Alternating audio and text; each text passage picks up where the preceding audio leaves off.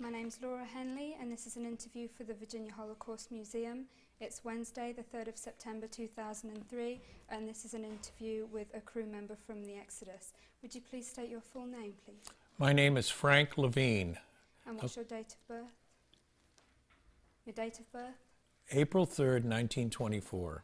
And your place of birth? I was born in Boston, Massachusetts. So you're a US citizen? I am an American citizen. Okay. When did you join the military? I volunteered for the Army Air Corps in 1942. It's very interesting. This is how I got involved with the Exodus. As a young soldier, I was sent to a special school in Chanute, Illinois. It was a school for, basically it was a school for safety engineering. And we went to school for 6 weeks at Chanute Field, Illinois. I lived in a barracks in a military area. And we always were supposed to look at the bulletin board every day. I looked at the bulletin board and there was a notice on the bulletin board about a dance for Jewish soldiers. It was being held at the University of Illinois in Champaign-Urbana. Now, Champaign-Urbana was a branch of the University of Illinois, and this was an agricultural school. I went to the dance, and there I met 4 young people. I just happened to meet 4 young people who were planning on going to Palestine when the war was over. They were all Americans, and they were planning on going to Palestine when the war was over. And we got involved in conversation, and I bragged about living in Boston and sailing in Boston and sailing in Boston Harbor and sailing between Maine and Massachusetts and so forth and so on. And then I went back to the base. We kept in touch, more or less, and then we lost contact. When the war was over, about a year after the war was over, I got a phone call. "Are you Frank Lavine?" I said, "Yes." "You've done sailing?" I said, "Yes."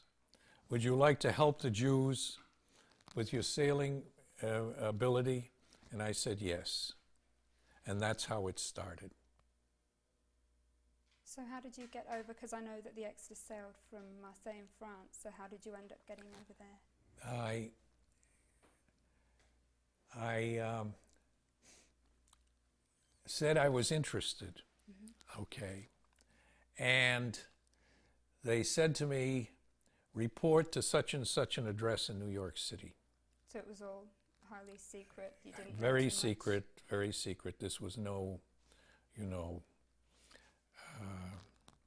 recruiting was on the quiet, and I found out afterwards how others were recruited, but this is the way I was recruited.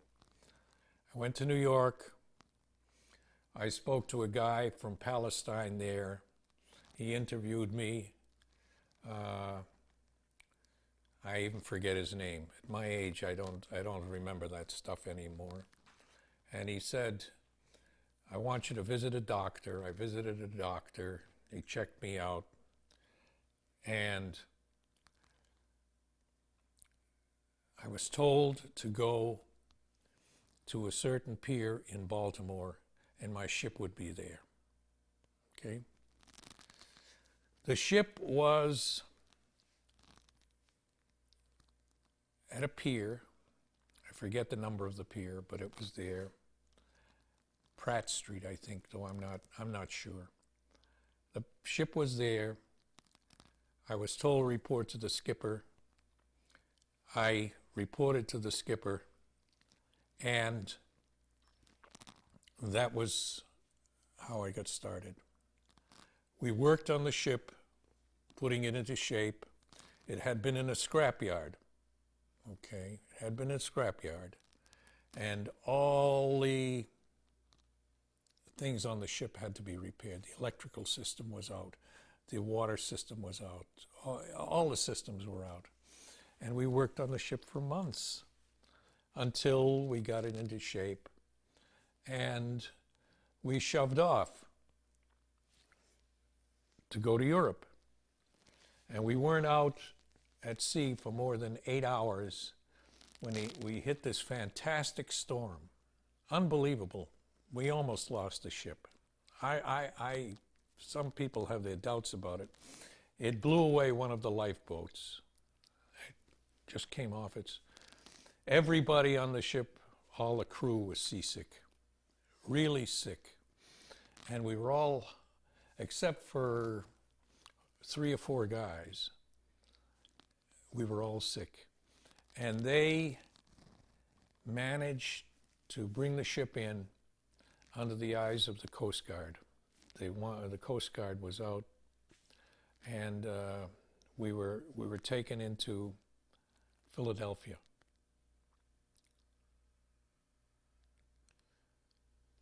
And we worked on the ship some more, because during the storm, the superstructure of the ship, it was a steel hull on the bottom, and the superstructure was 4 stories high, wooden. And in the storm, the superstructure was back and forth, waving back and forth. And when we got into Philadelphia, we braced the superstructure with timbers and cable. It took, I don't know, a couple of months. And we shoved off again. This time we got to Marseille. So did you have a full crew? We had a full crew at that time. A couple of guys got off the ship because they didn't want to sail on this rickety old tub. They got off the ship, but we had a full crew. And there's some discrepancy as to how many crew members there were, whether there were 34 or 36. The final count, I don't know. Was everybody in the crew Jewish? No. No. How many non-Jews? We had 2 non-Jews. Mm-hmm. One was a man by the name of John Stanley Grauel, Grauel. He was a minister, and he was attached to the American Christian Palestine Committee. They were a group of non-Jews that were sympathetic to Palestine, to the Jews of Palestine, and I guess they wanted to see a Jewish state. John came aboard as a reporter. Okay, he was a reporter for some Christian magazine. And he stayed with us all through the trip. Another guy was our first engineer. His name was Frank Stanzak. Now, to get Coast Guard clearance to cross the ocean on a ship like this, you needed a professional engineer, first engineer.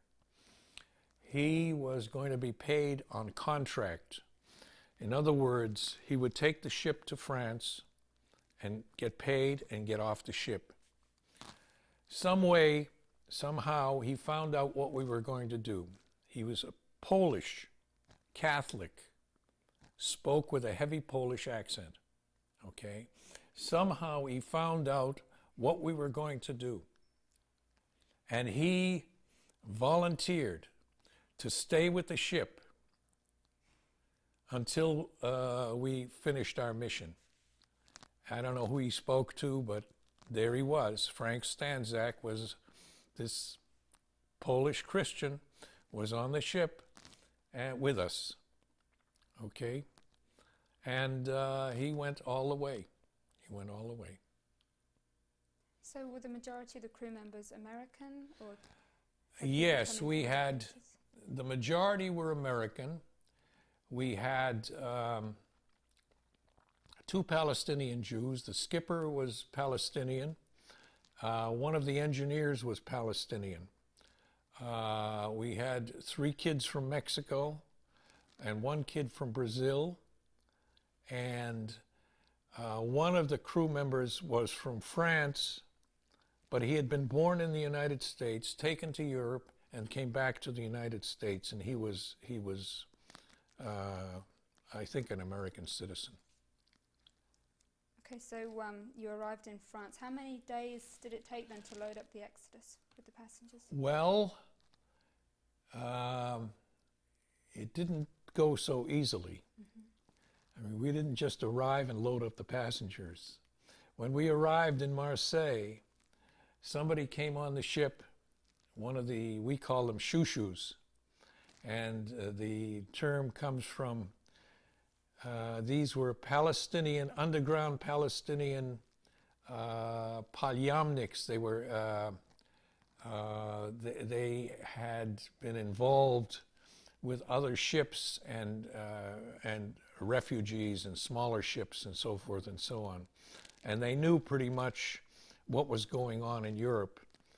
They, one of the palyamniks came aboard and he said, "We think the British are up to, know what you're up to, okay? And you better get the ship out of here."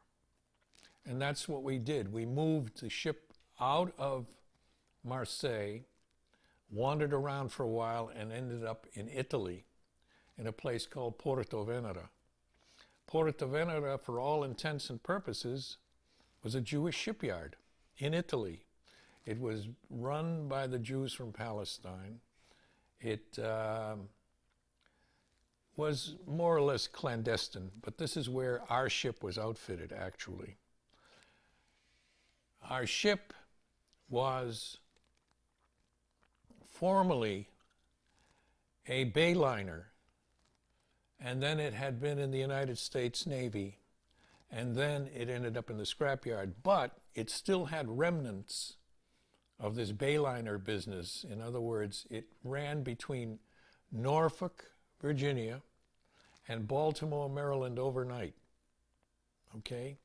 And it was more or less a luxury ship. And even during its Navy service, it had some of the accoutrements of this luxury business. We had to tear out the interior of the ship. We tore out all the fancy work because we had to put beds in. And when I say beds, I don't mean, you know, Sealy Posturepedic mattresses. These were wooden bunks, wooden bunks. We call them banana racks. It was rack after rack after rack after rack after rack, right practically to the top of the ship. And this ship originally carried a couple of hundred people. When we got the racks in, there was room on that ship for 4,500 people. We went from Italy, but we had an adventure before we left Italy. The British got to the Italian government and they said to them, "Look, we know what this ship is doing here. If this ship goes any place, you're going to be in a lot of trouble." They said this to the Italian government. And the Italians sent a small gunboat out, and it went over our anchor line. In other words, we couldn't go any place. Luckily for us, we had a secret weapon in Italy. Her name was Ada Sereni, Madame Ada Sereni. She came from Palestine to be the liaison between the Jews in Italy, or anybody in Italy, and Palestine.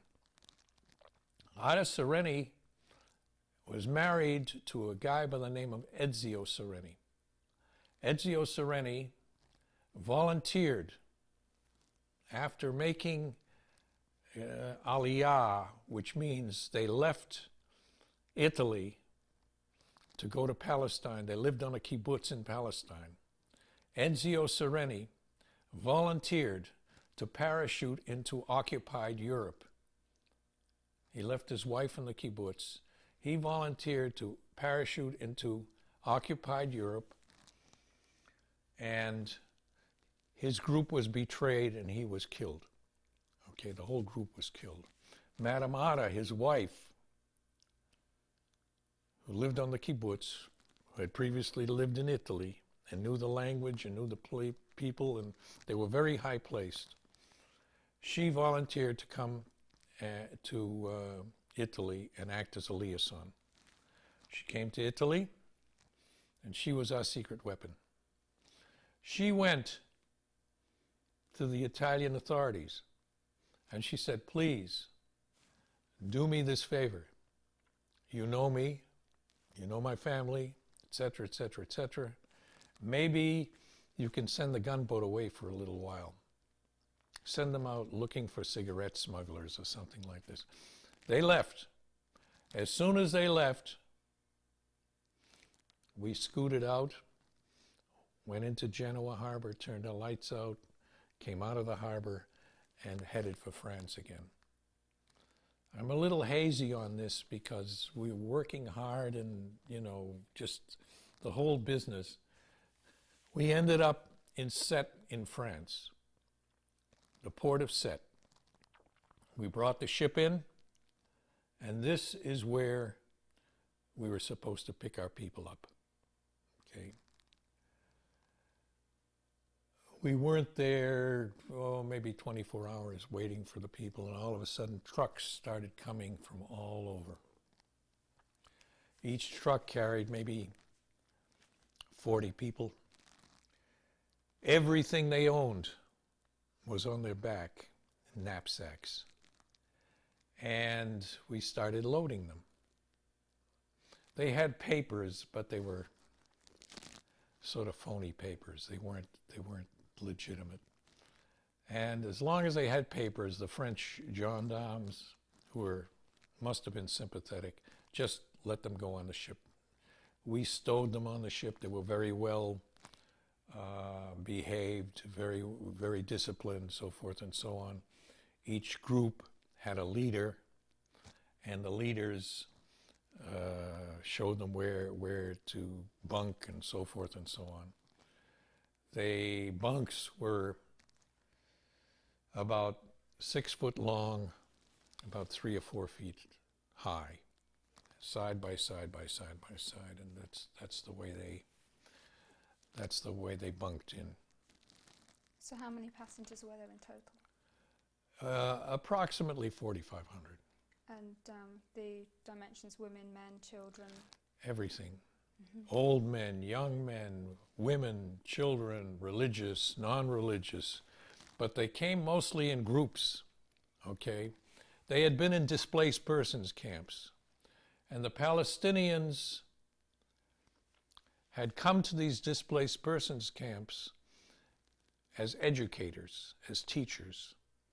And they organized these groups. And the groups had their leaders. And as I said, they came aboard very well disciplined. They came in groups. This is how they maintained group discipline. So it was no chaos. They came aboard, they settled in, they got into their bunks, and they waited.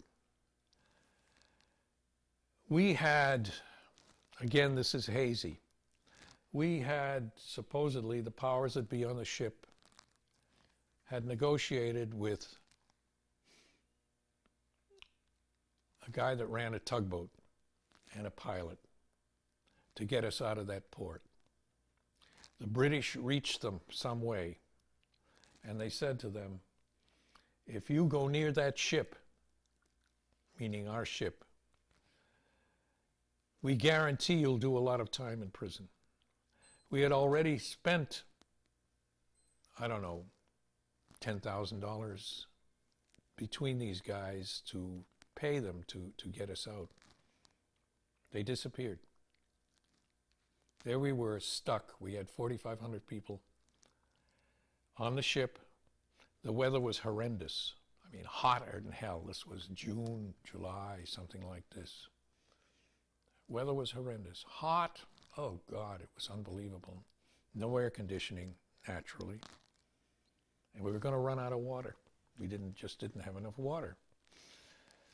Because we had a distiller on the ship, and we were going to distill our water, but we had enough to keep going in our tanks, but we were going to run out of water. We had to figure out a way to get the ship out. We decided, when I say we, I'm talking about the powers that be, decided that they were going to try to distract the French guards on the pier, the customs guards. We're going to distract them, and we were going to take the ship out by ourselves. Okay? John Grohl went ashore with liquor. He spoke some French, and he said to the customs guards, "This is my birthday. Help me celebrate my birthday. Please, you're invited to my party." And while they were drinking, we cut the lines of the ship, and we started going out. We get out, and one of the cables wrapped itself around the propeller, and we were stuck. Bernie Marks, the mate, was diving over the side trying to take the cable off the propeller. But Frank Stanzak, the non-Jewish engineer, worked the propellers in such a way that we dropped the cable. And we get out in a very narrow channel. We back the ship out. We must have just barely scraped other ships, and we got out into the Mediterranean after we hit a sandbank. And Stanzak got us off the sandbank too. Got out into the Mediterranean, and as daylight was breaking, a plane came overhead. It was a British warplane. And we knew that we were spotted. But they couldn't touch us. They couldn't do anything because we were in international waters. And we sailed for maybe a day, and soon British destroyers showed up. How many destroyers were there? Well, it ended up, they started shadowing us, following us. They couldn't touch us. Again, we were in international waters, but they were following us. There were six destroyers, I think, or the majority were destroyers. There might have been a couple of corvettes and one cruiser. It was the Ajax, a very, very famous British cruiser. This was the cruiser that destroyed the Bismarck, the German pocket battleship Bismarck in Argentina. Graf Spee.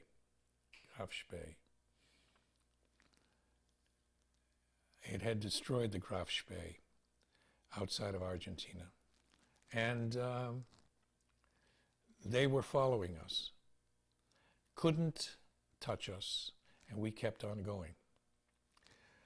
In the meantime, 2 babies were born on the ship. One of the mothers died in childbirth, and we buried her at sea, but continued. We just kept going. And we had a plan. When I say we, it's, the powers that be, had a plan where we would make a feint towards a certain part of the coast and then go out and run in again. This is what we were going to do. But 25 miles out at sea, the British attacked us at 2 o'clock in the morning. 2 British destroyers came alongside of us and rammed us like a nut in a nutcracker. Was this still in international waters? Yes, yes. They claimed afterwards that it wasn't, but we knew they were international waters. They rammed us, and from the British warships, the destroyers, 2 bridges came down, makeshift bridges. And across these makeshift British bridges came British sailors and Marines, shooting tear gas and throwing fireworks, very really heavy fireworks, to panic the crew. Now, we had a secret weapon on the ship, and they were approximately 1,000 young people. They ranged in age from 13 to 17, 18, 19, maybe as high as 21. And they had, the night before, put missiles on the ship. By missiles, I mean rocks and iron pieces of iron, ballast and stuff like that, and cans of kosher corned beef. And as soon as the ships came alongside, these kids on the top deck started throwing this stuff at them. And they destroyed the searchlights. They had the searchlights on us, 2 o'clock in the morning. And you could see the missiles being thrown at the ships. At the same time, we had life rafts on the ship, big, heavy, weighed ton life rafts. And we had kids on the life rafts chopping the lines that held the life rafts to the ship. And life rafts would go off the ship and hit the British destroyers. It was pretty hellish.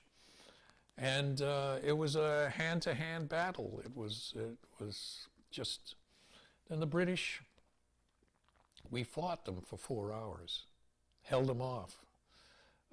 They did take the bridge.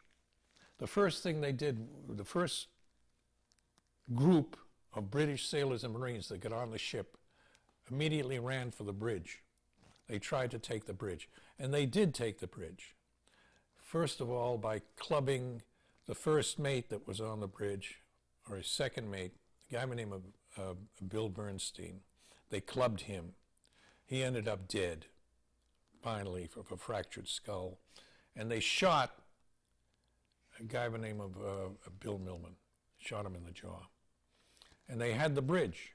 But somebody had the bright idea of going below to the steering engine, disconnecting the wheel, and steering the ship from below.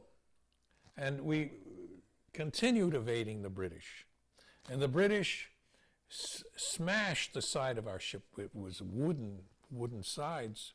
And you could see where they had smashed. Finally, the British got disgusted. They weren't taking the ship, and they started machine gunning us. People started getting wounded, and then the decision was made to surrender to the British. It was 6 o'clock in the morning. We surrendered to the British. And what date was this? I forget. I can't be precise on stuff like that. We surrendered to the British anyway at 6 o'clock in the morning, the next morning after they attacked us. And we surrendered to the British with the proviso that we fly the Magan David, the flag of Israel, or the Palestinian flag at that time, the one with the... We continue flying it, and we take the ship in. We took the ship into Haifa, and we were taken into what was called a pier called the Pier of Tears.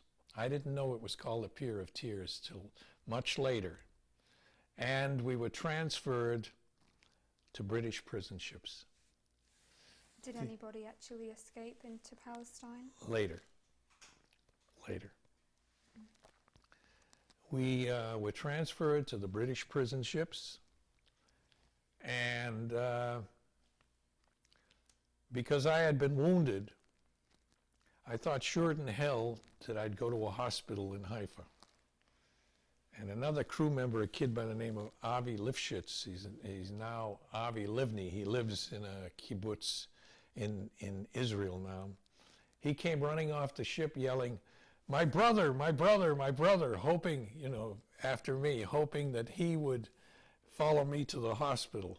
But it wasn't. The British looked at my wound, put the bandage back, and on I went onto the prison ship. It made no difference that you were an American? No, they didn't know. They didn't know? They didn't know. You see, they weren't supposed to know we were Americans, okay? We mingled with the crew, the way we dressed, the way we acted, the way we spoke, and there were things on the ship called slicks. A majority, not a majority, but a good number of the crew hid on the ship. These were secret compartments on the ship built just in case the British captured the ship. These guys would hide on the ship. But the wounded were put on the prison ships, okay? And we thought, well, we're going to go to Cyprus because this is where all the other ships went. I mean, the members of the other ships went. They went to Cyprus.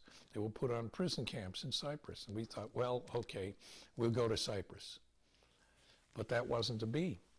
I guess the British were so unhappy with this big ship. This was the biggest ship that had come through, carrying 4,500 people.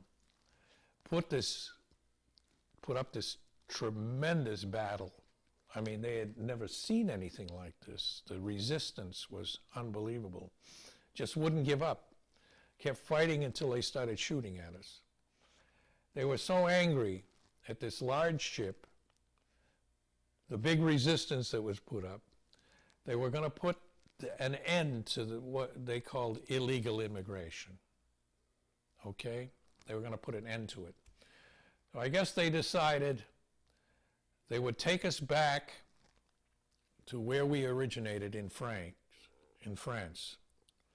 And that's what they did. The 3 prison ships went to France, and they were waiting for the French to accept us, okay? The French came aboard the ships, and they said to us, we refused the British. We won't accept you unless you want to come of your own free will, all right? We had guys from Palestine that were also on these ships. They were our leaders, more or less. They were also on the ships, and they said to us, look, we're not going to go ashore, all right? This is our opportunity. We're not going to go ashore. The French said, fine, if you want to get off the ships, we'll accept you. They came on, they sent representatives on the ships. And we thanked the French very much. We sang Hatikva, and we sang the Marseillaise, and we said, we're not getting off the ships. We lay in those ships for 3 goddamn weeks in the Mediterranean. The heat was unbearable. We were living in the holds with barbed wire all around the ships. They were prison ships. The only furniture on these ships were bleachers. Some of them didn't even have bleachers. And we lay on those goddamn ships for 3 weeks. How many ships were there? 3. Right. The Ocean Vigor, the Runnymede Park, and the Empire Rival. Okay? Finally, the newspapers were alerted. There were no television at the time, but radio and newspapers were alerted. They started writing about the brutal treatment that these people were living like animals, really animals. Filth, dirt, lousy meals a day, 1 meal a day. And the newspapers started writing about this unholy treatment that these refugees were receiving from the British. And the British wanted us off the ships. They try to make it as uncomfortable as possible. But we stayed on.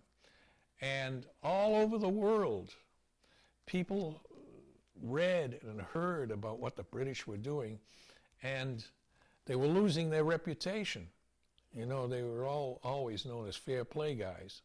They were losing their reputation. So rather than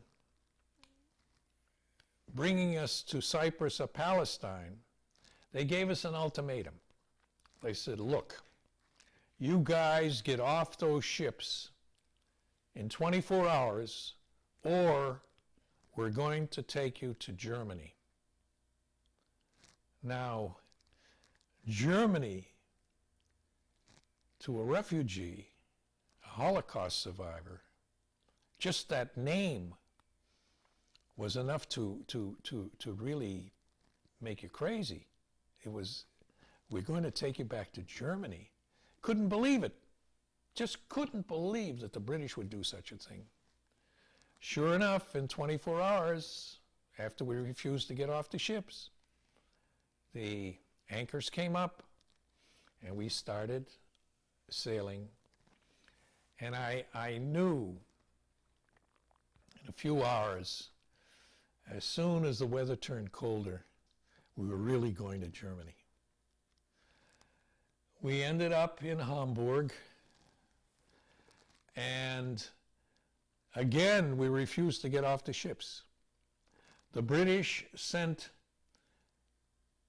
soldiers this time, a group called the Sherwood Foresters that were stationed in Germany, on the ships, and they clubbed us off the ships. They beat us and drove us off the ships. They put us on the trains.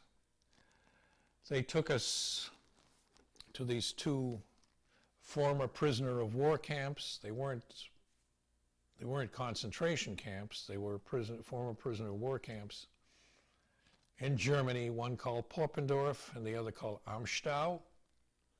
And there we lay, men, women, and children, in these two camps. Again, refusing to leave. They had us under barbed wire with sentry posts and stuff like that. There were 11 Americans in these camps, and they couldn't tell us from the refugees. We just looked like the refugees. We were as grimy as the refugees. And finally, it was decided to get us out of the camps, all right, the Americans, to get us out of the camps. And they smuggled us out. They... Who made that decision? Who decided to get you out of the camps? They made the decision. The, how do you call it? The Bricha. The Bricha, you know the Bricha? Bricha was the group that worked in Europe. All right. Bricha decided to get us out. What they did was challenge our soccer team. They had some displaced persons camp in the British zone challenge our soccer team to a match. We didn't have a soccer team, but they sent their soccer team into the camp.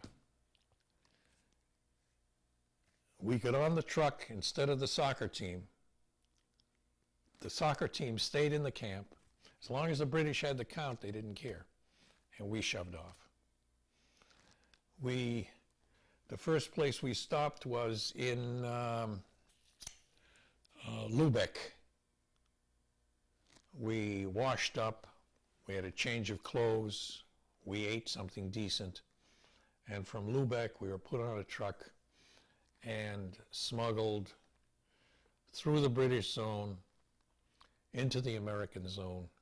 And there, in the American zone, we reassumed our identity. And that basically is it. I'd just like to ask you a little bit more about the conditions aboard the Exodus. and the fight that you had with the British, because I know that at some point you did change your position as a crew member and you adopted a position as the captain. Is that true? Ah, yes. Okay. The Palestinians on the ship were, for all intents and purposes, British subjects. Okay? Because Palestine was the mandate. And if they had caught them, God only knows what the British would have done to them. They would have got them for treason or something. So the skipper of the ship mingled with the crowd, and the first mate, who was an American, said he was the captain. Bernie Marx said he was the captain of the ship, and that's the way it was. All the officers claimed to be were American. Okay, so what happened to those Americans who claimed to be the more, the higher members of crew? Were they sent to prison? Were they? There were three crew members, I believe, that were imprisoned, and they finally got out. That's all I can tell you, because I don't know what went on ashore after we went to Poppendorf and Amstow. I can't tell you what happened in Palestine. So did you return to America? I returned. I had been wounded. Mm-hmm. I received a pretty bad wound. Bill Bernstein had died from a fractured skull. Okay? So as soon as I got out and I had an opportunity to go back to the States to have my head examined, okay, because God only knew what was going on in that skull of mine. As soon as I arrived in the United States, I received a call from the Federal Bureau of Investigation and the State Department. They wanted to see me. I saw them the next day, and my passport was taken away. For all intents and purposes, I couldn't go anyplace. And that was my story. I didn't go anyplace till there was a reunion in Israel many, many, many years later. Here I was a 22-year-old kid. My passport taken by the FBI.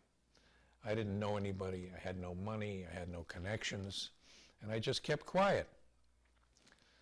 I went and got educated. I went to university. I got a job, raised a family. When I heard about this reunion many, many, many, many, many years later, I heard about the reunion. I said, the hell with it.